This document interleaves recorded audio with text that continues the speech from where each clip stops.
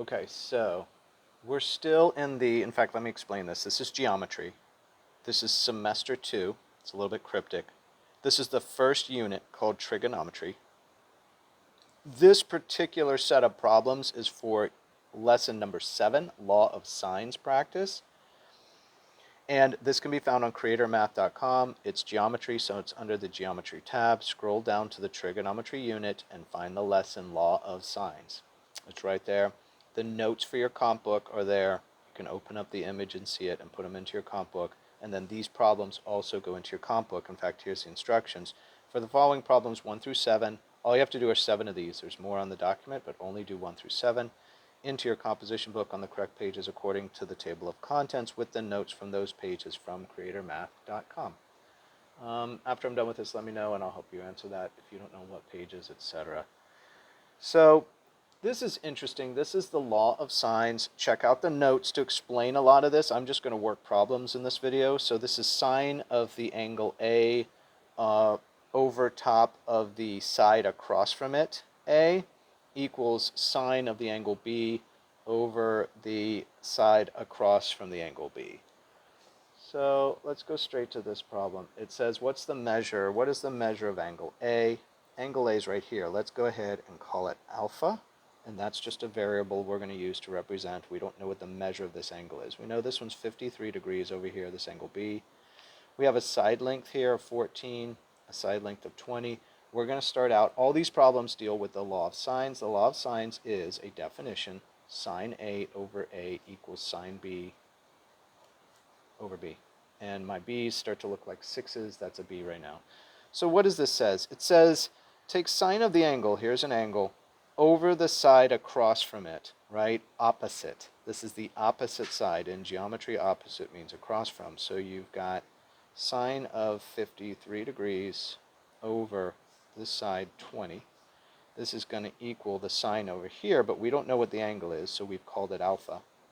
So we've got sine alpha, and that's a variable, and unknown. We're going to solve for that. And over its side, across from it, or opposite, which is 14. So this requires some algebra, and in all honesty, my students are less prepared for algebra than ever. But I'm going to show you the equation solving for this, all right? We're going to multiply both sides by 14. Here on the right, both sides of the equation. It's an equation because it's an equals. What we do to one side, we do to the other. Here's the 14 here. That keeps it balanced. But a 14 over 14 is 1, so it cancels. Then we're going to rewrite this. I'm going to sine alpha. Okay, here is this thing here. This whole thing comes down. 14 times sine 53 all over 20. And now we're going to do this reverse procedure. We're going to take alpha on this side, move the sign over here, and it becomes sine to the -1. That's the reverse sign because we want to solve for the angle. And this is a little bit ahead of you guys right now, so if you're watching now, you might want to go do the work for this week, and then when you get to this, you can catch up next week. So this is 14 here, sine 53. I'm just repeating what's above it. This is in degrees over 20. And I'm going to go ahead and use my calculator on each one of these. Remember your calculator, if it's like mine, you've got a regular calculator here. If you open that up and then make sure to take your phone and turn it horizontal. And now the full calculator opens. The full calculator has within it sine, cosine, and tangent. It's also got, am I in radians mode? No, I want to be in degree, so I make sure I'm in degree mode. And it's got second where I can see the inverse or reverse sine, cosine, and tangent functions. And this one right here is a reverse sine. So let's enter this whole problem straight into my calculator. What we've got is a sine to the -1. So let's do sine to the -1. It's called a sine on the calculator. Then we have a 14 times a sine 53. So now I go back to the first mode and say sine 53. Let's put a parentheses here. And I want to now say divided by 20. So divided by 20. And let's close it with another parentheses here. So this a sine, the sine in -1, or a sine, arc sine, 14 times sine 53 divided by 20 comes out 33.99 is alpha. Alpha is approximately equal to 33.99 degrees. Okay, and I do have it, I wrote these out in advance over here. I'm going to check my cheat sheet just to make sure I didn't make any mistakes as I'm doing it live. Let's go to the next problem, and I'm going to try to go a little bit quicker because these are repetitive. In other words, start with sine A over A equals sine B over B. These are all called the law of sines, and that's what it is. Now I'm going to proceed to fill it in. Here we have an angle, and the side across from it are opposite. So sine of 102 degrees over 7 is going to equal to sine B. And they're asking for what's angle A, so let's make that an alpha right here. So we're going to go sine alpha, that's our unknown variable, and then the side opposite that is 5. And you'll notice it's repetitive. I'm going to multiply both sides by 5 just like I did on the prior problem. They cancel here. I'm going to then go ahead and say in one move alpha equals, the sign comes out here and says sine to the negative 1, parentheses, and all this goes down into the parentheses, 5 times sine 102 degrees over 7, and go back to my calculator. This one happens to be very similar. It's a very similar calculation. I'm literally just going to change the numbers. So notice I have an arc sine going. Come down a little bit. Come on. Sorry about that. There we go. Notice I have an arc sine already, and I'm going to put a 5 in here. So let's take this out and make this 5. And then it's sine of 102 degrees, so let's make this 102. And then it's divided by 7. That's the side length involved. And put a 7 in, and we get 44.32 degrees. And we're going to say approximately equal to because we truncate all those digits. So this is approximately equal to 44.32 degrees. All right, let's go to the next. And all of these are the same. There's 7 of these the same. I'm tempted to not do them all, but I probably will, just to be complete. So you have answers to all the ones you're dealing with. This wants to know angle B, right here. Let's put in alpha. And maybe just to mix up the problem a little, since it's sine A over A equals sine B over B, this is a definition. This is the law of sines. I'm going to put in, let's start with the alpha this time. We'll say sine of the unknown over the side opposite that, which is 20, equals sine of the 89 degrees over opposite that, which is 40. Now let's multiply both sides by 20 again. 20 over 20 is 1, so it disappears. The alpha ends up on this side. The sine comes over here with a negative 1 on it, which is an arc sine. A parentheses is created, and this whole thing goes into here. I'm going to put the 20 first. 20 times sine 89. Doesn't matter, I could do it either way. Over 40. Let's go for my calculator. And it's arc sine of 20 this time, so let's just change this to 20. I don't even have to retype this calculation. That's how repetitive these are. And part of me is trying to keep them repetitive so you can learn to do them, right? We can mix it up later, and I'll have an assignment later you can mix it up in. But let's just stay consistent here, 40. So arc sine of 20 times sine 89 over 40 is, alpha is approximately equal to 29.99, right? And depending on what I'm rounding this to, I might even say 30 degrees, but that looks like 20.99. That's what it rounds to right there. All right, let's move to the next. You know the pattern now. They want to know angle B, so alpha. So sine A over A equals sine B over B is our definition of the law of sines. Let's go ahead and say sine alpha this case. We'll do it again just like the last one. Over the side opposite from it, 17, equals sine of 71 degrees right here, and the side opposite that over 21. I'm going to multiply both sides by 17. That gets rid of the 17 on this side because 17 over 17 is 1. I'm going to leave the alpha here. I'm going to move the sine over and arc it, make it an arc sine with a parentheses, and this whole thing goes in here. I'm going to say 17 times sine 71 all over 21, and my alpha is going to be approximately equal to, oh, I do see that there's answer choices here. Look, this is 30, so no wonder that I said 30 there, but I'll just let you go ahead and circle the right ones. I don't think I've been doing that. So let's drop in, where's our calculator? Same setup, 17, sine of 71, and divided by 21. And I get approximately equal to 49.94. All right, so 49.94, it looks like the answers look rounded. That's going to be a 50, right?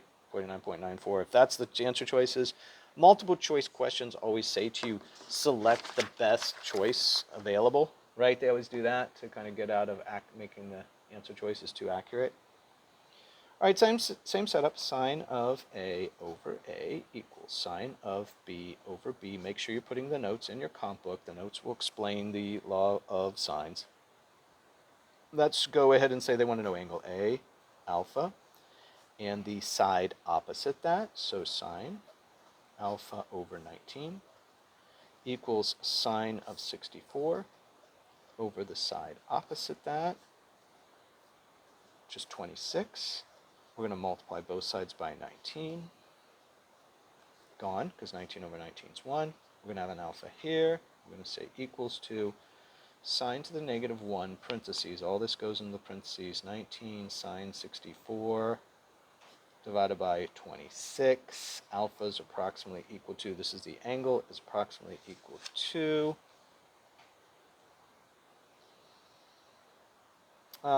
there's a 19 sine 64,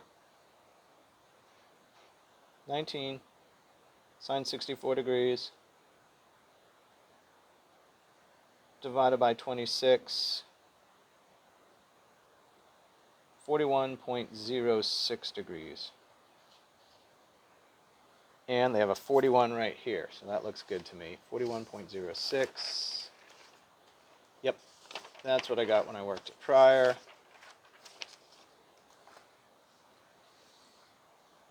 Number 6, let's do. What's the length of BC? Ah, interesting. What is the length of BC? So all the others we solved for an angle. Now they want to know the length of BC, this side length. Let's call it X. Now they're giving us two angles. Angle A is 99 here, a little hard to see because it's the graphic looks bunched up, and 61 degrees here. So let's start with our overall sine A over A equals sine B over B. Let's fill it in. We have here a sine of, let's go ahead and do this one, sine 61 degrees. What's the side across from that in this case is 23. Turns out it is a leg, but let's just say side for now. Equals sine of this angle, 99 degrees, over, we don't know the length of the side, the one opposite it. So we're going to put in an X. All right. Now, let's do some algebra for this. Let's go ahead and multiply both sides by X. Here and here. That's going to get the X's to disappear from this side. Then I'm going to multiply both sides by 23. That's going to get the 23's gone from here. Then I'm going to divide both sides by sine 61. And they disappear here now. Why do they disappear? Because sine 61 over sine 61 is 1. 23 over 23 is 1. 1 times x still leaves you with x on the left now. And now we've got a 23 sine 99 degrees over a sine 61 degrees. So our calculation changes a little for this problem.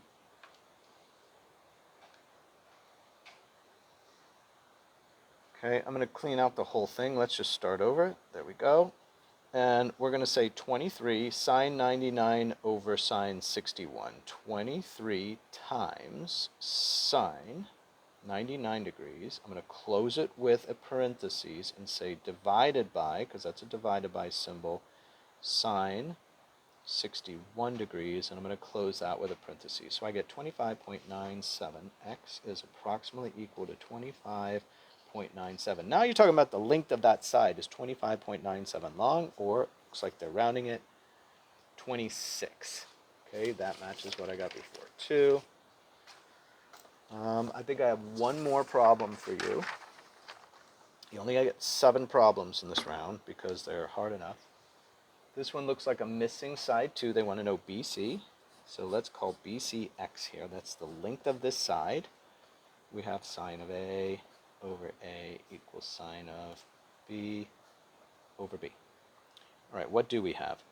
We have, oh, interestingly enough, look. We have a side length here, but no opposite angle. Well, what shall we do? Well, I notice that there's 2 angles given, and I know that the sum of a triangle is 180 degrees. So if I take 180 degrees, subtract from it 38, also subtract from it 92, right? And in the sake of just being complete, go ahead and say 180 minus 38 minus 92. What's left is 50 degrees. So this angle here must be 50 degrees.